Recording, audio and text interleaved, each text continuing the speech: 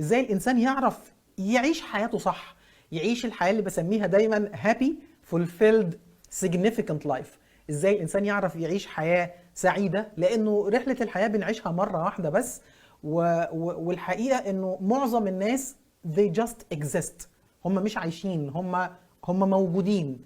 فبتخلص رحلة الحياة وما بيشوفوش إلا لقطات بسيطة قوي من كلمة happiness.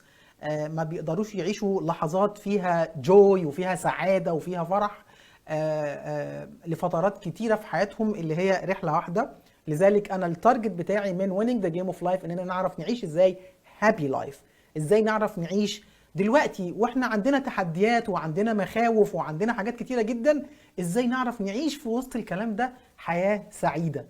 So happy fulfilled، ازاي كمان اقدر احقق نفسي، اعمل self actualization، ازاي اقدر احقق شيء، اعمل بروجرس في حياتي، واعمل احقق شيء من طموحاتي طول ما انا ماشي، حتى لو بيحصل لي ups and downs وفي اوقات مش بتبقى احسن حاجة في حياتي. لكن لما نيجي نبص على الجيرني، لما نيجي نبص على الحياة، الاقي نفسي كل سنة كل سنتين انا بعمل بروجرس حقيقي في حياتي.